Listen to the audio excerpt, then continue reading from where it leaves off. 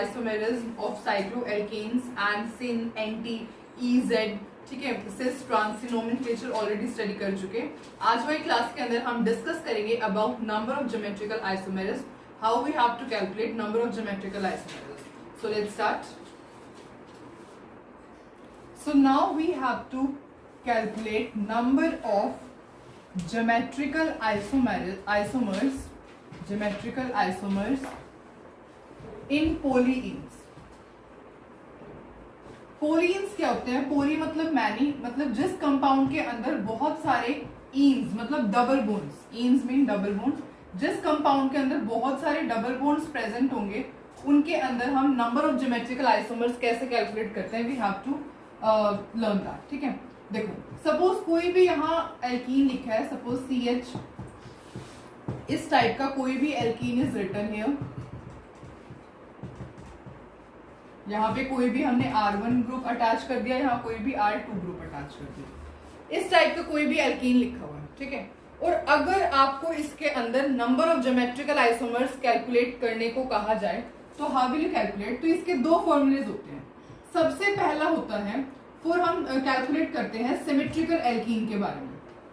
सबसे पहले we will see about the symmetric condition के अंदर। सिमेट्रिक कंडीशन मींस जब R1 is equals to R2 हो जाएगा, जब R1 जो ये आपका R1 ग्रुप है और यहाँ जो R2 ग्रुप है, जब ये दोनों इक्वल हो जाएंगे, R1 is equals to R2, उस केस के अंदर नंबर ऑफ ज्योमेट्रिकल आइसोमर्स किसके इक्वल होंगे?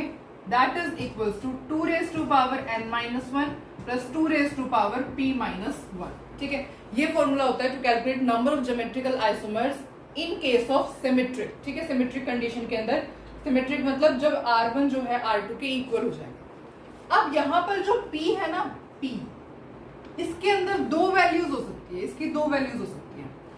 एक वैल्यू P की हो सकती है n/2 और एक हो सकती है n+1/2। यहाँ पर जो P है उसकी दो वैल्यूज हो सकती है, एक n/2 and other one is n+1/2।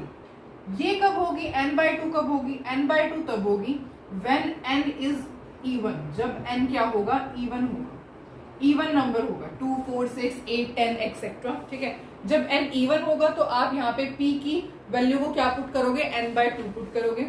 और जब n odd होगा, when n is odd, तब आप p की वैल्यू को क्या पुट करोगे? n+1/2 पुट करोगे। ठीक है, यहाँ पे n क्या है? ये n रिप्रेजेंट करता है number of double bonds. Compounds के अंदर कितने नंबर ऑफ डबल बोन्स होंगे वो n रिप्रेजेंट करता है, number of double bonds which show geometrical isomerism। तो ये पूरी की पूरी कंडीशन तब होती है when R1 is equals to R2, जब ये दोनों के दोनों ग्रुप्स इक्वल होते हैं। ठीक है, तो नंबर ऑफ ज्योमेट्रिकल आइसोमर्स को कैलकुलेट करने का फॉर्मूला होता है 2 raised to power n-1 plus 2 raised to power p-1, जहाँ पे n क्या होता है? n होता है number of double bonds which show geometrical isomerism. और p की वैल्यू क्या हो सकती है? p की वैल्यू जब n इवन होगा तो n/2 होगी और जब n ओड होगा तो n+1/2। ठीक है, अभी जब तक आप इसको फॉर्मूले में यूज नहीं करोगे तब तक आपको समझ में नहीं आएगा। तो अभी हम इसके एग्जांपल्स डिस्कस करेंगे क्वेश्चन के अंदर कैसे आप कैलकुलेट करोगे। उससे पहले हम एक और कंडीशन समझ लेते हैं, अनसिमेट्रिक कंडीशन के केस में कैसे कैलकुलेट करते हैं।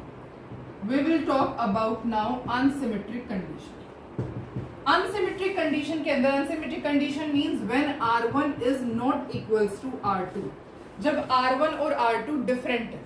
जब R1 और R2 डिफरेंट होते हैं तो नंबर ऑफ ज्योमेट्रिकल आइसोमर्स, फिर आप number of geometrical isomers calculate कैसे करते हैं? Isomers will be 2 raised to power n, 2 raised to power n के फॉर्मूले से कैलकुलेट करेंगे, जहां पे अगेन n क्या होता है? n is the number of double bonds, number of double bonds which show geometrical isomerism. ठीक है, विच शो ज्योमेट्रिकल आइसोमेरिज्म। तो this is all about the formulas. अब हम ये जो फॉर्मूलेज जितने भी हमने लिखे हैं, दो ही लिखे हैं वैसे तो, एक तो आपको पता होना चाहिए, देखो 3 फॉर्मूलेज हैं। अगर इन शॉर्ट हम इसको कंबाइन करें तो हमने अभी तक 3 टाइप के फॉर्मूले स्टडी किए हैं। एक तो है 2 रेज टू पावर n, ये 2 रेज टू पावर n कब होगा नंबर ऑफ ज्योमेट्रिकल आइसोमर्स, ये कब होगा जब जो है आपका r1 is not equals to r2, और एक क्या है 2 raise to power n minus 1 plus 2 raise to power p minus 1।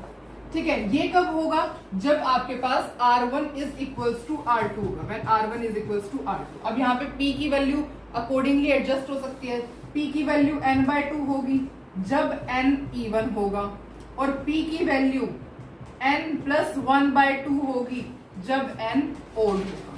ठीक है, आई होप आपको इतना समझ में आया है। अब हम 3 क्वेश्चंस जो हैं सॉल्व करेंगे इससे रिलेटेड। ठीक है, तो अब हम क्वेश्चन 5 से स्टार्ट करते हैं, कैसे इन फॉर्मूलेस को हम क्वेश्चंस पर अप्लाई करेंगे। सो लेट्स स्टार्ट नाउ।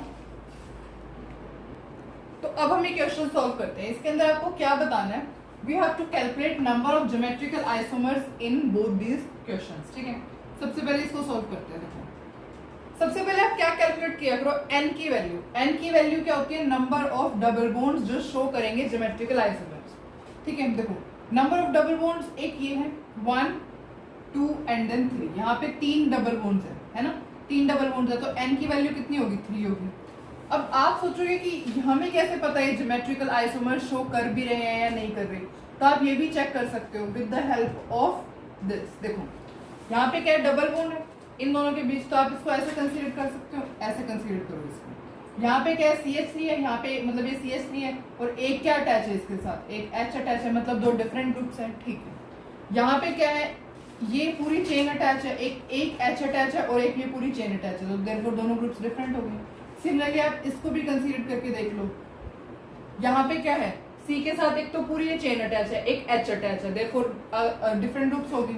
सिमिलरली यहाँ पे क्या है, C एक के साथ ये क्या है, यहाँ पे H अटैच है और यहाँ पे पूरा का पूरा ये ग्रुप अटैच है, दोनों ग्रुप डिफरेंट है, देयरफॉर ज्योमेट्रिकल आइसोमर शो होगा। ठीक है, और यहाँ पर भी आप ऐसे कर सकते हो, ज्योमेट्रिकल आइसोमर ये शो होंगे। तो n की वैल्यू कितनी है, n की वैल्यू है टोटल 3, यहाँ पे क्या है CH है, n की वैल्यू यहाँ पे कितनी है 3। अब n की वैल्यू तो 3 है, पर हम कैसे कौन सा फॉर्मूला अप्लाई करेंगे, क्या R1 is equals to R2 है, मतलब जो फर्स्ट ग्रुप है और जो लास्ट ग्रुप है क्या वो दोनों सेम है, नहीं। यहाँ पे CH3 है, वहां पे C2H5 है, तो ये कौन सी कंडीशन है, R1 is not equals to R2, R1 is not equals to R2। जब R1 is not equals to R2 होता है तो नंबर ऑफ ज्योमेट्रिकल आइसोमर्स कैसे कैलकुलेट करते हैं, number of geometrical isomers is equals to 2 raise to power n।